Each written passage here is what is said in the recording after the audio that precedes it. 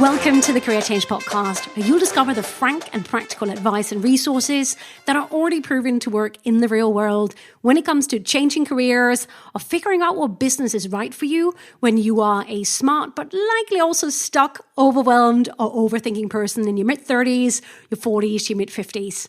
I'm your host, Rikke Hansen, a career change advisor, entrepreneur and former corporate HR professional with over 15 years experience of helping thousands of people just like you identify or create careers or businesses that are both meaningful and future-proof. Welcome home. Hey, it's Rikke here. How are you doing? Welcome to episode 14 of the Career Change Podcast. Let's talk about motivation. And more specifically, let's really talk about that start-stop loop that most aspiring career changers and aspiring business owners, they end up finding themselves stuck in again and again. They have a stab at their career change, at their business, and they stop, then they start, then they stop, they start, and they stop again. You know what I'm talking about. So in this episode, I'll show you exactly what it takes to get out of that vicious start-stop loop once and for all, so you can keep going until you get the results that you want. And here's the deal. Spoiler alert. Motivation actually has very little to do with it. So if you don't want to get to the end of another year and still be stuck in that job or work scenario you so badly want to leave behind, I've got you. This is a really important and highly practical episode. So keep listening. Now, if you haven't listened to episode 13, so the episode just before this, which was all about why you haven't changed careers or started that business yet, I do recommend that you listen to that one afterwards because these ones go really well together. So this is absolutely a standalone episode, but if you really want a double whammy of getting you moving now, make sure you listen back over that one. If you already listened to that episode, get ready to go even deeper. I get a lot of questions about motivation from my newsletter subscribers, from my clients. You know, this whole podcast is very much based around the most frequently asked questions that I get from my newsletter subscribers. So if you're not on my mailing list, make sure you head over to the careerchangepodcast.com and sign up. And then you can also influence the kind of things I talk about on this podcast. But motivation is what a lot of questions are about. And, you know, we really live in this culture that both, interestingly enough, both glorifies and dumbs down motivation. So I'm not surprised that people, they feel confused. It's very Instagram driven. It's very externalized, the approach to motivation that you see a lot. You know, Instagram posts about just going for it and just do it, or just wanting it badly enough. Or you see these kind of motivational speakers who get people revved up and generally only for about 5 minutes and then people flatline, but you get the idea.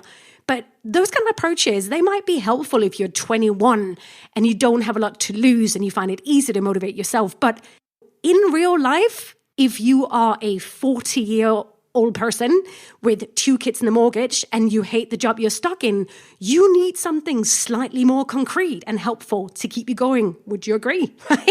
Or if you're someone who would love to start your own business, but you just keep getting distracted and then deflated because you have too many ideas and then you just keep starting and stopping, again, you need something a lot more solid, a lot more concrete. So what I want to talk about in this episode is, how does it really work? Where I've spent the last 15 years, you know, the trenches of helping people change careers, starting their own business. What is it actually that works when it comes to how to keep going instead of starting and stopping and starting and stopping? So let's talk about what it really takes to stay motivated when you're changing careers or when you're starting your own business, and especially how to keep going when you don't feel like it. Or like another newsletter subscriber recently asked me, Rikke, how do you stay motivated when everything sucks? Does that sound familiar right now? And where you just wonder what's going to come out of the woodwork next. Now, there's an important distinction that I want to make right up front. And that is that the real issue you should worry about is not really how to get motivated, but rather how to stay motivated and how to keep going until you get the result that you want. That's the first part of breaking this whole start, stop thing. And let's be clear right up front, this is an internal personal responsibility issue. And the issue is that a lot of people are trying to outsource it or externalize it. A little bit like trying to find someone to do your push-ups for you. That ain't going to work. You should never ever want to outsource the main driving force behind what you truly want in life. You need to take the 100% personal responsibility of ownership for making this happen. An Instagram quote is not going to do that for you, and you know this. Now, in episode 13, I talked about how many people, they end up not starting their own business or not changing careers because they keep getting stuck in this loop of starting with their career change or their business and then stopping and starting and stopping. And as a result, they never get any momentum. They never get any results. And then they just end up giving up and not trusting themselves. So let's talk a little bit about what that loop looks like, just so we're absolutely clear. Often what I see happening is this kind of, you do a one-off 6-hour marathon research day, but then you do nothing for 6 weeks. And then something happens, and then you have another stab at trying to figure this career change out, and then life happens, and then you get distracted again, and then something happens, and then you get started and stopping and started and stopping. Sounds familiar? It's a classic scenario. Like, let me just take you through a classic scenario of someone I recently came across. You know, you are a lawyer, and you would love a career change, so you decide, okay, I'm going to spend 6 hours on Saturday, and then you do that. You look into the qualifications for what you might need for a career change, because as a lawyer, you've been taught that training and qualifications are key to making it. So you take it for granted that that's likely also going to be the case in that new portfolio career you're considering.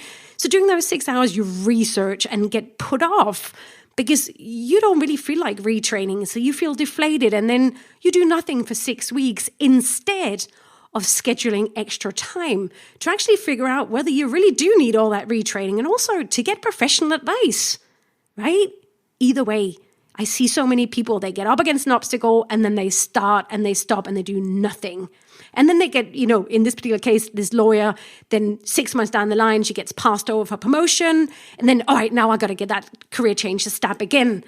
And then on and on it goes, Classic example of the clients, they get an idea for a business, they have a little bit of a stab, then, something happens in the world or in their life, or they let something else distract them, and then they stop. And then 5 months later, I really hate my job and now I'm really unhappy. And then they have another stab, but then, not really sure. Then they get another idea, on and on. Something pops off, life happens, they distract themselves. I don't think I need to get any further into your head. If you've been trying to change careers or start a business for a while, you know exactly what loop I'm talking about. If you're having a hypochondriac moment, you're welcome. Just take a moment right now and think about how many times have you let your stop loop happen to you? But let's get real. Here's why that loop is so dangerous. And here's why it becomes a bit more and more debilitating the longer you stay in it, the more times you start and stop. Every time you go from start to stop, when you then want to start again, you feel like you're back at square one. And the more times you have a stop and give up or get distracted, the more you start doubting yourself even more than you did before. You start trusting yourself less. And the less you trust yourself, the less confidence you have, the more like an imposter you're going to feel, right? You literally will feel the opposite of motivated. Have you been there? Maybe you're there right now, right? You start, you stop, cry wolf, you get the point.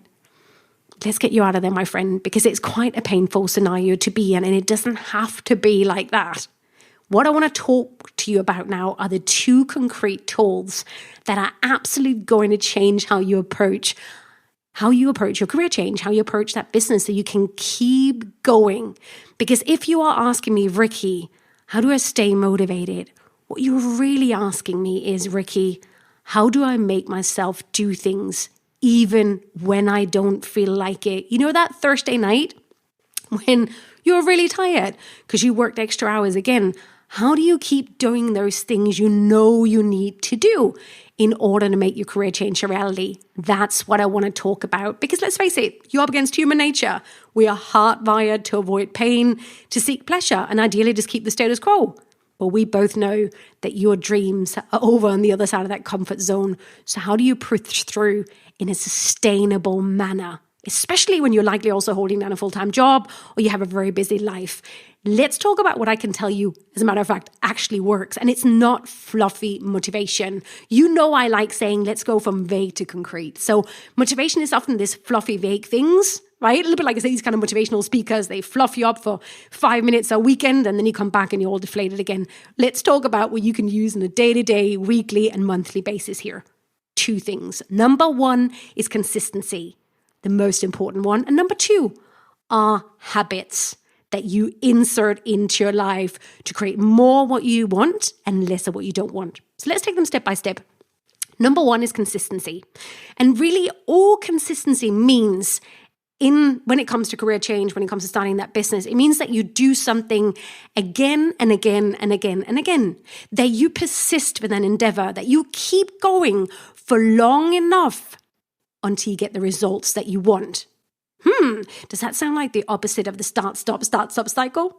Yeah, that's because it is. It is literally the only antidote to the start, stop loop. So the first thing you want to change is that it's not just enough to do a marathon session or a few stabs once in a while. Instead, what you want to look at is what you can consistently do week after week, month after month, until you get the result that you want. So you stay warmed up the whole time. A little bit like a fitness analogy, right? If you only go to the gym every once in a blue moon, or you don't do your ballet class every once in a blue moon, it's going to be blooming bloody hard work, and it's going to feel like you're starting from scratch. Let's keep the fitness up. Consistency is the most important thing. And really, the currency for change is time. The material we got to work with in order for you to make that transition is time. So we want to start by identifying and taking consistent chunks out of your schedule.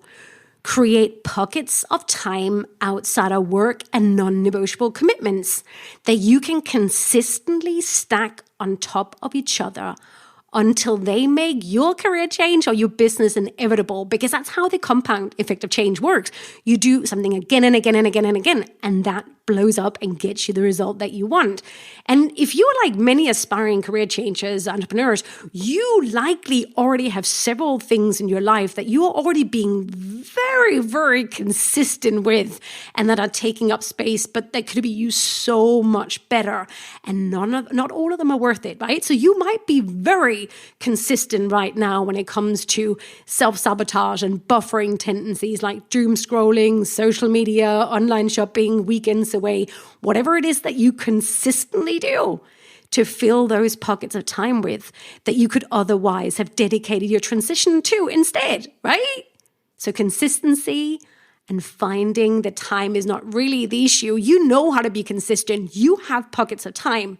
It's more a matter of what you consciously choose to fill those pockets of time with consistently until you get the result that you want. And this is where tool number 2 comes in. Habits. Habits are key to making your career transition a reality because it's a very concrete tool that you could insert directly into your likely already busy life. Week after week, month and a month, with a clear agenda, you can use habits both to get rid of what you no longer want, but also to figure out what you want to do instead and then to start creating it.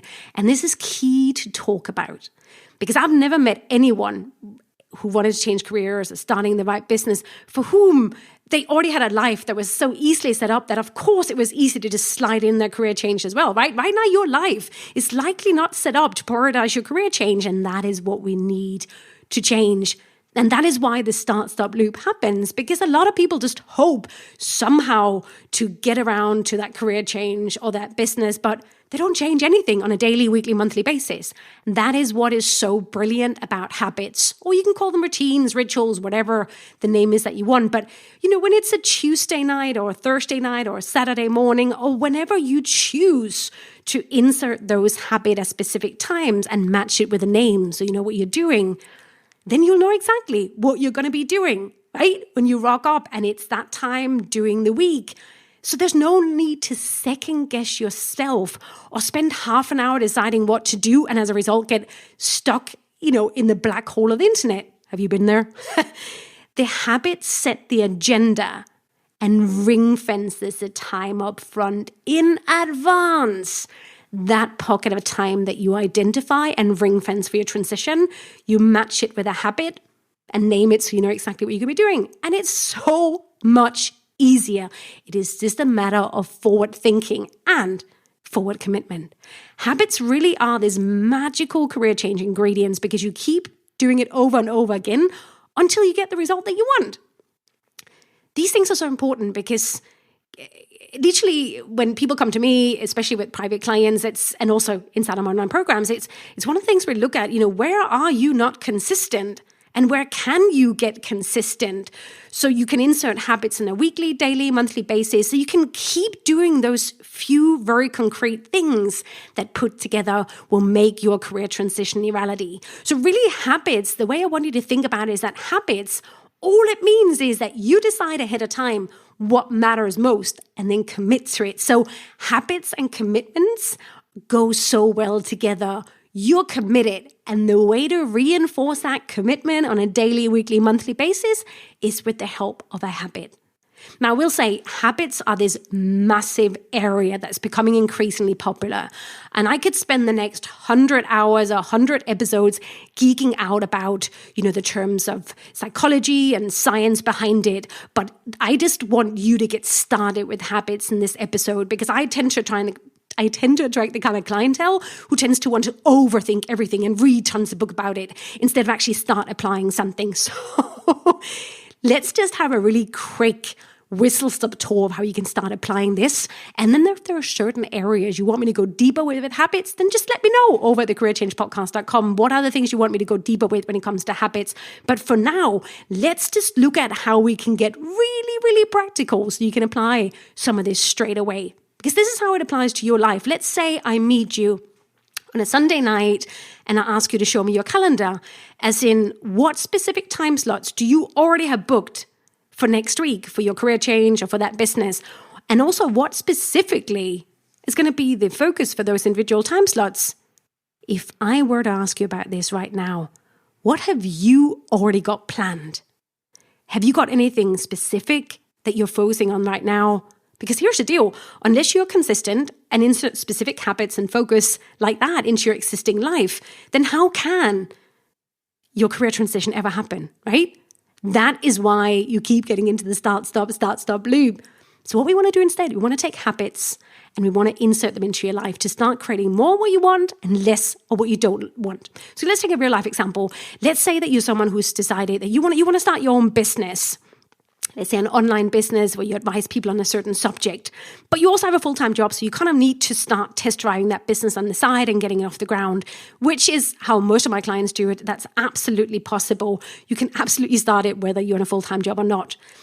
So what I would expect to see, so this is someone who potentially is a little bit further ahead. They've already figured out what they want. Now it's about how to make it happen. So what I would expect, this is an example, to see in someone like that's calendar, I would expect to see, let's say, Tuesday, 6 a.m. and Thursday, 7 p.m. There's like an asset creation habit where you work on creating that online program or that personal program so you actually have something you can start offering and test driving to see whether it even sells and whether you're even going to like doing it. So that's 2 slots of a habit called asset creation habit. Or you can call it whatever you want, but it sort of the name will indicate what it is you're spending that time doing. And then maybe you want to start with 45 minutes, 25 minutes. What matters more than the duration of how long you spend is the consistency. So it's always better to do 25 minutes than nothing and then build up to 45 to 90 minutes. And then let's say Saturday, I would expect to see, let's say 9 a.m. and marketing habits where you start teaching yourself about Instagram ads, where you start reaching out to people to be on the podcast, where you start reaching out to clients, corporate contacts, that kind of thing. Not just faffing about on Instagram, putting off pretty pictures. That's not what we're talking about, where you actually get real serious about how to start selling this thing. So that'll be 2 very concrete habits. So one is the asset creation habit, and then the other one is the marketing habit. It could be anything. That's just an example of how some of my clients, they fit it into their life. And then when you have something, so you have a consistent time slot and you have a routine name in your calendar, and you do that week by week, Depending on what the problem is or the result that you want, you create the habit and you name it so you know by this time you get to that day, that's what you're going to do. So what we're doing here is we've got a very specific time slot, i.e. every Tuesday morning, every Thursday night, every Saturday morning, or whenever it works for you in terms of when you're most fresh or when you're most likely to get it done. A lot of my clients are morning people, so often we'll stack it early in the morning. That depends on you, your circumstances. But it means that when it gets to Tuesday, 6 a.m. or Thursday, 7 p.m. or whenever it is, you don't rock up and go, what am I going to be working on today? And then you waste the majority of the time. No, because the habit has a name. Let's say asset creation or asset creation habit, marketing habit, or research habit, or figure out what I want habit, whatever it is. So you know exactly what it is you're going to be doing when you get to that stage. And also, you're not going to have to worry about whether you feel like it or not. You just know it's Tuesday. So it's your asset creation habit. So you get your butt on seat and you start creating that program that you want to start offering. Come Saturday, you'll get yourself into the mindset of marketing and selling. You know it's coming, right? Habits are super flexible. And also what they're really great for is for those of you who might be early on in the process and still don't know what you want, it can actually be really difficult to set goals. So instead, use habits to problem solve. A lot of clients early on will have this thing around, figure out my what habit. So what is it, the career or the business I want habit? It could even be something like that. It'll probably be like that for a lot of you listening. So over to you. What do you need to figure out over the next month or over the next 3 months? What is one of the most important things you want to nail down? Maybe it's deciding what career you want, or deciding how much of a change you want, or deciding what kind of business you want. Or maybe it's figuring out that, that business you decided you want. How do you market it? How do you research it? How do you sell it? And literally, if you don't know what it is you want to do next, then literally just call it figure out what I want habit. I have a program, your career change map, that is literally designed to help you figure out how much of a change you need and then how to design that career or that business. Well, literally over those 12 weeks, you get an email every Monday, so you know exactly what to focus on that week. If you're interested in that, come over to thecareerchangepodcast.com. But that's a classic example if you actually want to get into that level of details. But just think about for yourself, what habits or routines do you need to insert into your calendar up front? And like I say, I would expect to see things at least 2 to 3 times a week if you want to make real progress. And if you're only just getting started, even something like just 25 minutes a week is helpful too. And then work up to those 3-4 times a week. What matters is that you get started, and what matters is consistency. So I'd rather see a weekly small slot instead of that monthly monster session, because we want to keep you warmed up. If your career transition does not show up at least on a weekly basis, what are you doing? Right? No wonder you're not feeling motivated. Does that make sense? Consistency really, really is key. And also name your routine. How can you name them? As time goes on, you want to make sure they reflect what you're going to be doing during those time, right? So that might change from week to week to month, but name it literally like what is it you're doing or what is the outcome that you want. That's what a lot of people, they miss with habits. They're like, I'm going to do a morning routine. And then, but what am I going to do? What exactly are you going to be doing then? Name it so you know it. Name it, claim it. What's so magical about routines and consistency is that you insert them into your calendar, so you can slowly create more of what you really want and slowly thereby get rid of what you no longer want. Just imagine for a moment with me, if for the next just 1 month or 3 months you were to stick to a schedule like this, how much more clarity and focus you would have, right? So now you know. You don't need motivation. You need consistency and you need habits. And if you apply these 2 strategies and you implement them consistently, then what will happen is you will make your career change and your transition inevitable, right? So here's really what it comes down to. Are you willing to give your career transition the attention it deserves consistently, to stop the sporadic efforts and instead use habits and consistency to get momentum and to get results? So just start with picking one habit, pick a slot and name it, and then add on as you build. Now, this is definitely one of those episodes you want to re-listen to with a pen in hand so you can get as much value as possible. And then, most importantly, to take action, right? I'll see you over at thecareerchangepodcast.com. Remember, if you're feeling that you would really like something concrete for helping you figure out what it is actually that you want, then I do have a program for that. So come on over to the Career Change Podcast and ask about your career change map. Now, the antidote to the start-stop loop is consistency, and the tool is habits. Habits are literally the equivalent of deciding what you want to spend your time figuring out or creating up front, and then inserting it into your life enough times to get a result. Why would you not want to use a tool like that, right? So get cracking. I'm sending you a big hug. See you over at thecareerchangepodcast.com. Thank you.